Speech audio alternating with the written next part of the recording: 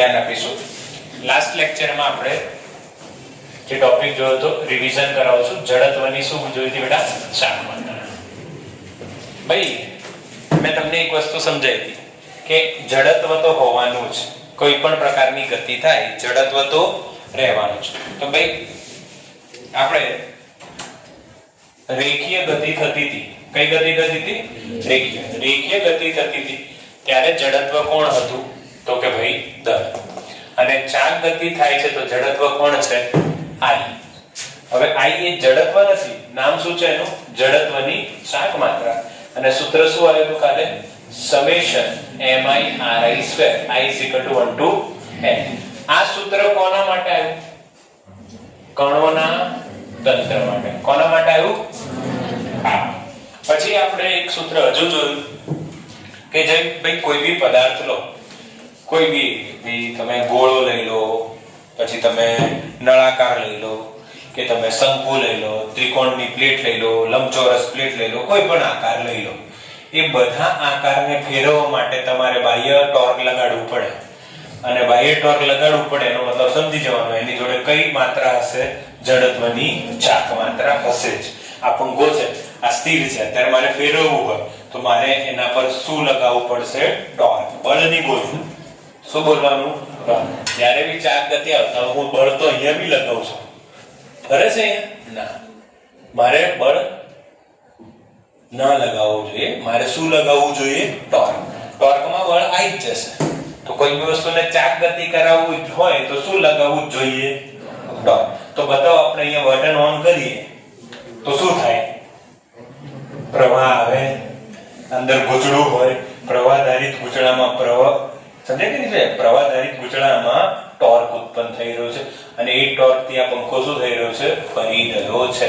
તો ગોળ ફેરવા કે ચાક ગતિ કરાવવા માટે તમારે શું જોઈશે? ટોર્ક. ટોર્ક કેમ જોઈશે? કેમ કે એની જોડે શું છે? જડત્વ. જો જડત્વ ના હોય તો ટોર્કની જરૂર નથી. સમજી ગયા? કોઈ ડાઉટ રાખવો નહીં. તો જડત્વની ચાક માત્રા સમેશન mi/ri². પછી આપણે એક કન્ડિશન માની કે જે દ્રઢ પદાર્થ છે, કોઈ બી પદાર્થ લઈએ છે, ઘન પદાર્થ કે દ્રઢ પદાર્થ, એમાં બધા કણો સૂક્ષ્મ કણો છે અને એમના બધાના દળો સરખા છે. તો દળ સરખા છે અને કુલ દળ કેપિટલ M છે. તો આપણે ફાઇનલ એક સૂત્ર લાયા હતા, યાદ કરો. શું બેટા? mk². તો આ છે આપણો દ્રઢ પદાર્થ માટેનું સૂત્ર. આ કણોના તંત્ર માટે આ દ્રઢ પદાર્થ. એમાં k શું છે? તો k છે બેટા √σ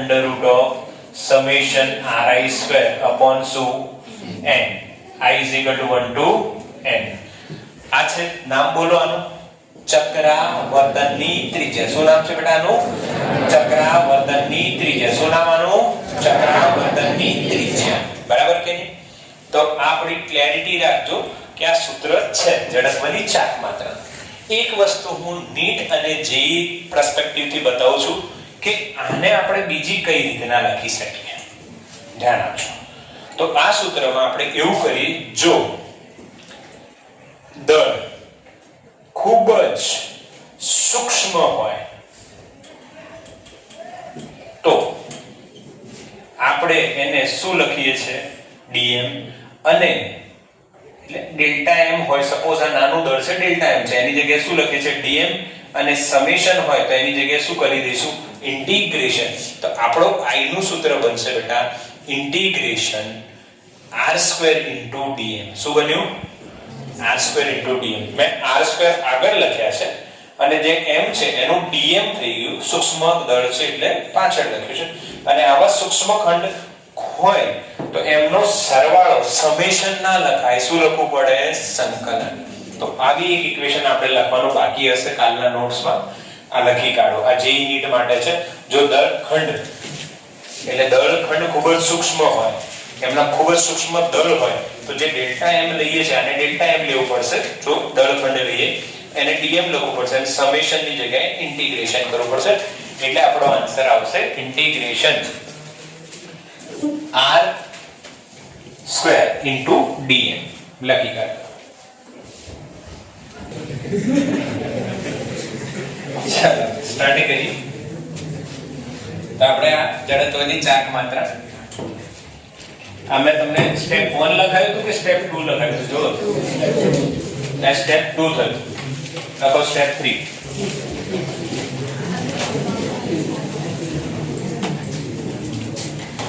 જો સ્ટેપ વાઇઝ ચાલીશું, સ્ટેપ વાઇઝ ચાલતા રહીશું તો ખબર પડશે કે કઈ રીતના આખો ટોપિક જડત્વની ચાક માત્રાનો રિલેટ કરે છે અને આપણે કેટલું NCERT થી લઈને નીટ પછી JEE સુધી જાણવા જેવું છે. મેં તમને અત્યાર સુધી જે કરાયું એમાં બધું ઓલમોસ્ટ ઇક્વેશન આપડા આવી ગયા છે. હવે શું કરવાના છે? તો હવે આપણે આ પ્રૂવ કરવાનું છે કે ભાઈ જડત્વની ચાક માત્રા કઈ રીતના. તો હું જે બેઝ લઈશ, જેમ કે મેં તમને લખાયા સ્ટેપ 3, એમાં જુદા જુદા કણોના તંત્ર અને દ્રઢ પદાર્થોના જડત્વની ચાક માત્રા શોધવાના સૂત્રો આવશે. કઈ રીતના આયા, કઈ રીતના થશે, એ બધું હું અત્યારે તમને બોર્ડ પર ધીરે ધીરે બતાવવાનો છું. તો સ્ટેપ 3 શું લખીશું? તો લખો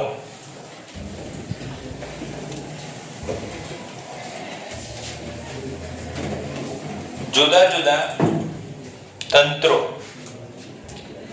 અથવા દ્રઢ પદાર્થો ની જડત્વની ચાક માત્રા. તો એમાં આપણે લખીશું કેસ 1.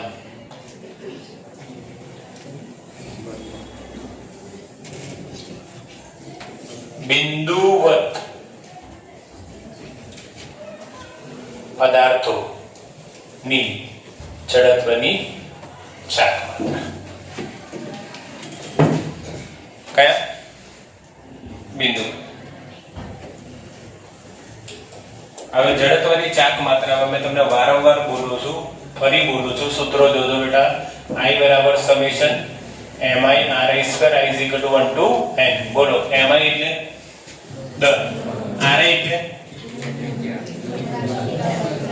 ભ્રમણાક્ષથી લંબ અંતર. જેવું બોલું એને પકડજો, એ લોજિક ને યાદ રાખજો. પછી આપણે આયા બીજું ઇક્વેશન ઇન્ટિગ્રેશન. સો r² into dm. dm એટલે સૂક્ષ્મ ખંડનું દળ, r એટલે ભ્રમણાક્ષથી લંબ અંતર, અને છેલ્લે આ બધું હટાવી દઈએ ને આપણી જોડે કુલ દળ હોય તો ચક્રાવર્તનની ત્રિજ્યા વાળું સૂત્ર કયું આવશે બેટા? mk². બરાબર? તો હવે આનો ઉપયોગ કરીને આપણે કામ કરવાનું છે. બિલકુલ મેં જે લોજિક આપતો જો એ સમજતા જજો અને આપણે સોલ્વ કરી દઈશું ઈઝીલી. બિંદુવત પદાર્થ બેટા, આ ભ્રમણાક્ષ અને આ એક બિંદુવત પદાર્થ છે જેનું દળ m છે અને આનું અંતર r છે. હવે આને અનુલક્ષીને આપણે ભ્રમણ કરાવીએ છીએ. આ કેન્દ્ર છે. સમજી ગયા? કોઈ ડાઉટ નથી? તો બતાવો એની જડત્વની ચાક માત્રા કેટલી? તો સૂત્ર શું છે? mr². આન્સર એક કણ હોય એની જડત્વની ચાક માત્રા કેટલી સર? mr².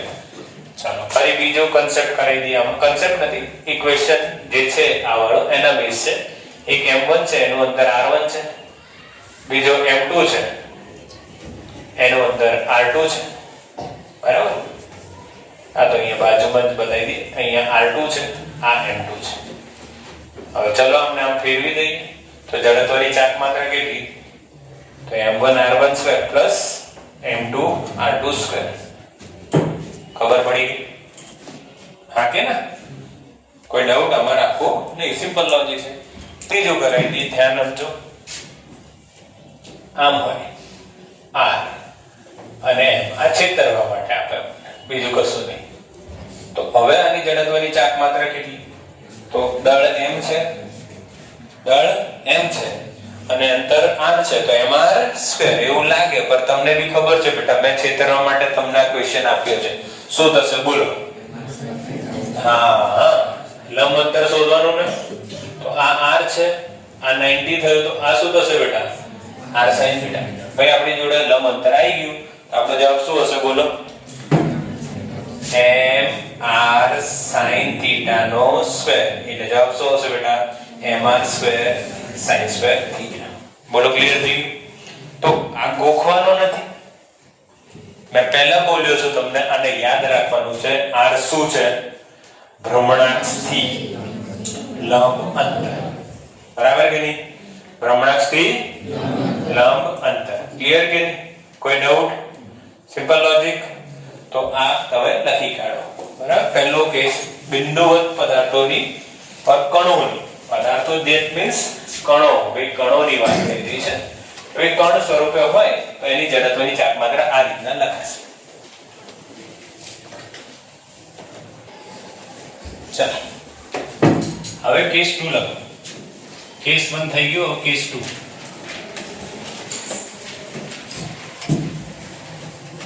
હવે આપણે એનસીઈઆરટી તરફ વળીશું. બોલો. તો પાછું એવું ના થાય કે એનસીઈઆરટી ખબર નથી પડતી એવું ઘણી વખતે થતું હોય. તો એનસીઈઆરટી માં અમુક ફિક્સ આકારોની જડત્વની ચાક માત્રા અને એને બ્રેકેટમાં લખી દીધો એનસીઈઆરટી બેઝ છે. એ આયા ક્યાંથી બધું જોવા મળશે. આપણને ખબર બી પડશે કે હા આવ્યું ક્યાંથી. આ બધું અસર જે લખાઈ રહ્યા છે એ બને કઈ રીતના એ બી તમને પ્રૂવ કરીને હમણાં બતાવીશ. ટેકનિક આપીશું, બધા આન્સર આપીશું, ચિંતા નહીં. અમુક ફિક્સ પદાર્થોની અથવા આકારોની જડત્વની ચાક માત્રા કઈ રીતના ધ્યાન આપજો. અચ્છા, ફિક્સ આકારોનો મતલબ શેનાથી છે? તો ફિક્સ આકારો હું અહીંયા લખું છું. પહેલો આકાર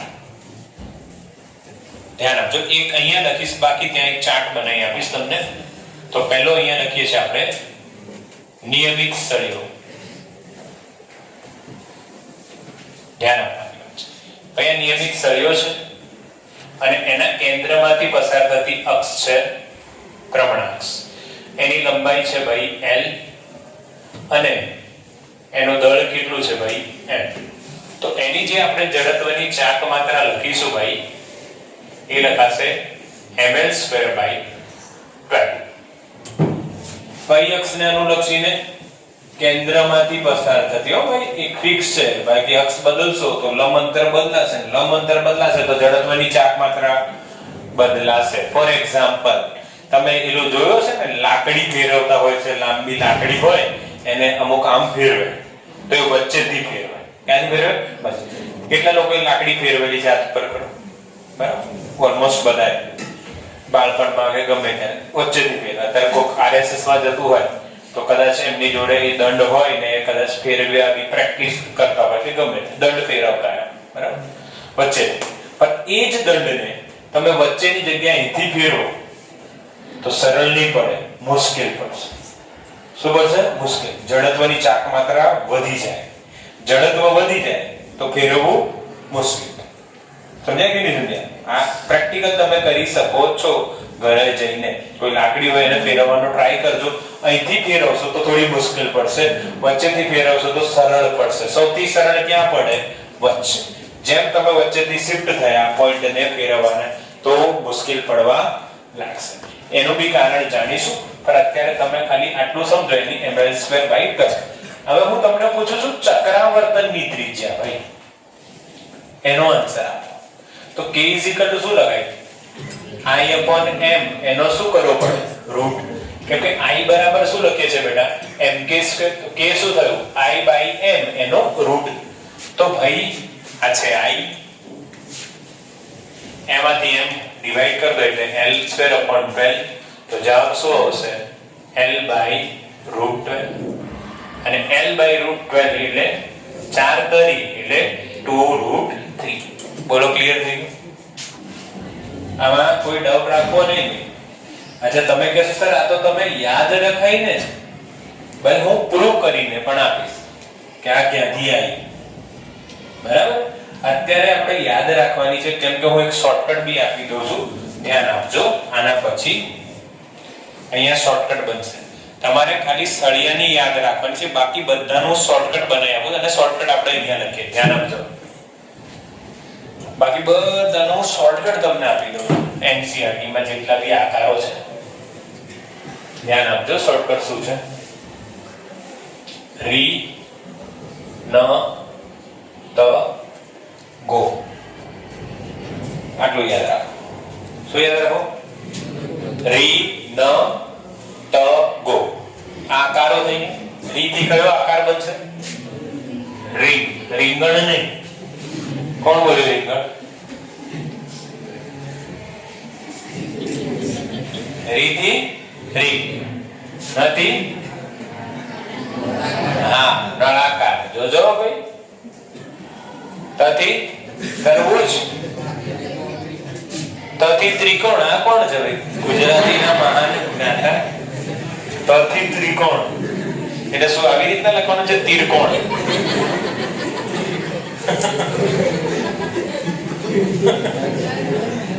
તથી તકતી, ગોથી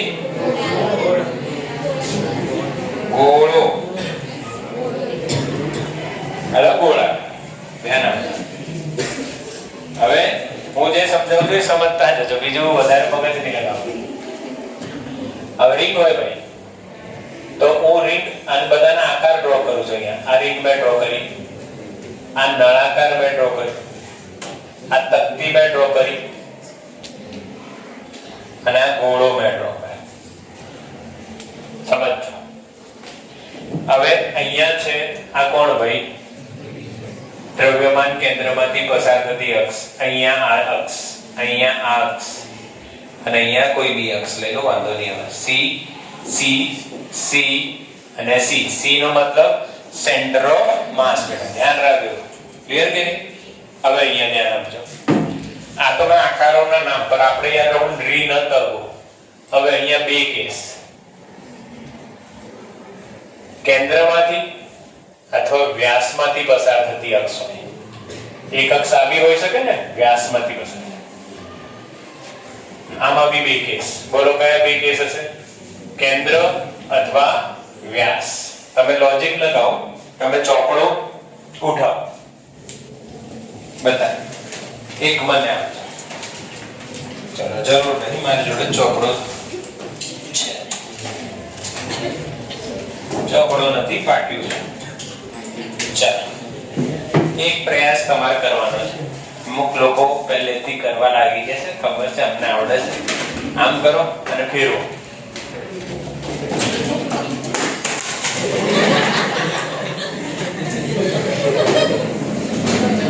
થાય. આમ ફેરવો, બરાબર? ચાલો, કોને સૌથી સારું આવડે બતાવજો, મારે ચેક કરું છું. એ તને કમ્પ્લીટ આવડે. ચાલો, સરસ. એ તને કમ્પ્લીટ આવડે, ત્યાં જઈને આ શીખ્યું. ચાલો. તો હવે એક બીજો પ્રયાસ તમને કહું, ધ્યાનથી જોજો. જેને આ આવડ્યું ઠીક છે, નહીં આવડ્યું ઠીક ઓકે. હવે તમે આમ ફેરો, અઘરું થઈ જાય ને. આમ ફેરવવું સરળ છે, આમ ફેરવવું અઘરું. આમ ફેરવાય, આમ થોડુંક આમ સાઈડમાં લઈ ના.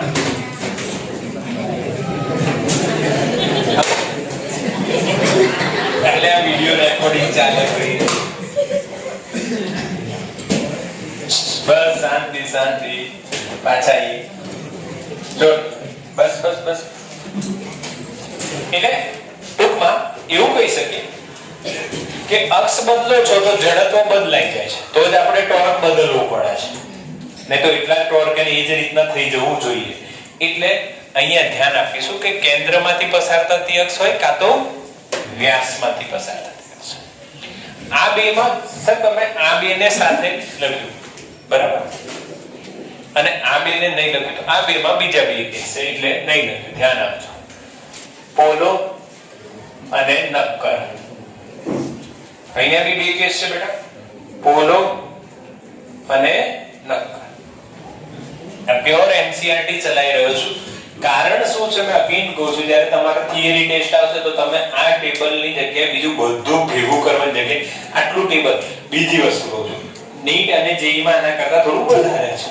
વધારે છે એનો મતલબ એવો નથી કે આ નથી. ધ્યાન આપજો. એનસીઆરટી નો આટલું કરશો તો નીટ જેઈ નો આટલો પાર્ટ પૂરો થઈ ગયો. આનાથી બિયોન્ડ પાર્ટ બી છે, એવું કરાવવાનું છે, પણ પહેલા આને યાદ રાખવું પડશે. ધ્યાન આપજો.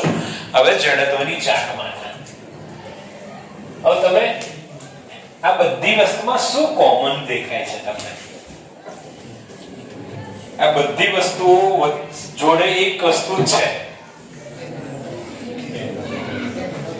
દળ તો હશે જ,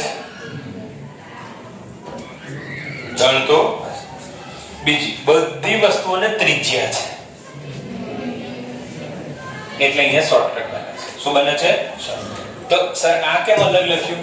આમાં શું નથી? ત્રિજ્યા. આ બધી વસ્તુઓને ત્રિજ્યા. ધ્યાન આપજો, આ બધાની જડત્વની ચાક માત્રા લખું છું. જોજો, જડત્વની ચાક માત્રા ધ્યાન આપજો. mr square mr square mr square mr square mr square mr square mr square mr square. આટલું તો આવડ્યું. કેમ કે બધામાં શું છે ભાઈ, મેં પહેલા જ કીધું બધામાં કોમન છે દળ અને ત્રિજ્યા. તો આવી ગયું. હવે આગળ જે ગુણાંક આવવાનું છે, જેમ અહીંયા આવ્યું 1/12 એમ અહીંયા બધામાં કોમન નથી, અલગ અલગ છે. ધ્યાન રાખજો, અહીંયા ધ્યાન. હું જે બોલું એ પકડજો. લોજિક 1/2 બોલો, ફરી બોલજો 1/2. આટલું આવડવું છે. આ ડાબા હાથ પર આપણે ગણીશું.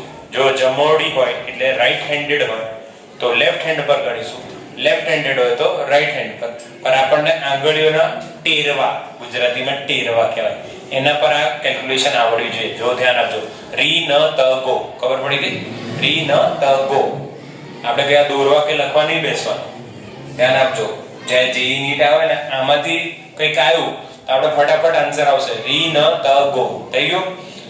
હવે તો જો 1/2 રી માં બી, ન માં 1/2 એમાં બી બે. આમાં ધ્યાન રાખજો.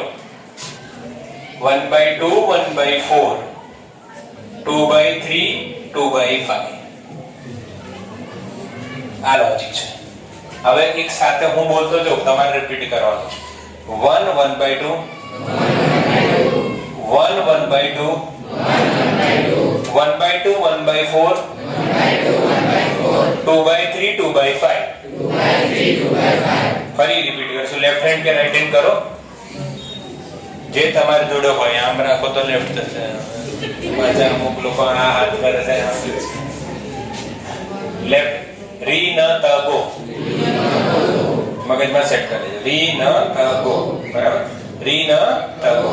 બોલો 1/2 પછી 1/2 1/2 1/4 2/3 2/5. કેટલી જડત્વની ચાક માત્રા યાદ રહી ગઈ? ગણો જોઈએ. 8. 4 છે, 4 ની 2 એટલે કેટલી થઈ ગઈ? 8. આપણને યાદ થઈ ગઈ. રી ન ત. આનાથી બિયોન્ડ અને એક્સ્ટ્રા શીખવાનું જ છે ભાઈ. પર આટલું ક્લિયર. હવે બાજુમાં શું લખીશું આપણે? ચક્રાવર્તનની ત્રિજ્યા. ખબર છે શું ડિવાઈડ કરવાનું આમાંથી? m ડિવાઈડ કરો ને વર્ગમૂળ લો તો શું વધશે? r. m ડિવાઈડ કરો ને વર્ગમૂળ લો તો શું વધશે? r/√2. r/√2 r/√2 r/2 √2/3r √2/5r. આ બેમાંથી એક NCERT માં નથી, પણ મેં લખાઈ દીધું કેમ કે સાથે સાથે એ બી થઈ જાય. બરાબર? તો આપણું શું પૂરું થઈ ગયું બેટા? Case number 2. અમુક ફિક્સ પદાર્થો જે NCERT માં આપ્યા છે એમની જડત્વની ચાક માત્રા. બરાબર? નેક્સ્ટ લેક્ચરમાં આપણે શું શીખવાનું છે એ કહી દઉં. મેં તમને એક હિન્ટ આપી. તમે અહીંથી ફેરવો છો તો જડત્વની ચાક માત્રા આટલી, પણ તમે આ સાઈડમાંથી ક્યાંક ફેરવો તો જડત્વની ચાક માત્રા કેટલી ખબર પડે. તો સર આવું કોઈ કેસ તમને શીખવાડો ને, ધ્યાન આપજો. નવરાત્રીમાં જે લોકો ગરબાના જાણતા હોય, રમતા હોય, જોતા હોય, એમાં ખબર છે આવું ફેરવવાનું આવે છે. હવે માની લો એની જગ્યાએ આખી લંબાઈ કેટલી છે ભાઈ? l. એની જગ્યાએ આપણે શું કરવાનું? આપણે કંઈક અલગ કરવાનું. આપણે એવું કરવાનું નવરાત્રીમાં l લંબાઈ. તો કયામાં આપણને વધારે બળ ટોર્ક લગાવવું પડશે, વધારે મહેનત કયામાં થશે? આમાં. એનો મતલબ અહીંયા જે જડત્વની ચાક માત્રા છે અહીંયા નથી, અલગ થઈ જશે, વધી ગઈ. તો કાલે બતાવીશું કે નેક્સ્ટ લેક્ચર જ્યારે બી આપણે આવીશું ત્યારે આ જોઈશું કે આમાં કઈ રીતના જડત્વની ચાક માત્રા. એ થશે આપણો નેક્સ્ટ સ્ટેપ ઓર નેક્સ્ટ કેસ. હું તમને શીખવાડીશ. બોલો ક્લિયર થયું? તો જડત્વની ચાક માત્રાનું બેટા સૂત્ર ફરી બોલીશું બધા. સમેશન MIRI સ્ક્વેર પછી ઇન્ટિગ્રેશન r² dr અને છેલ્લું I mk સ્ક્વેર. બરાબર? ચાલો આટલું રાખીશું. રિસેસ લઈ લો.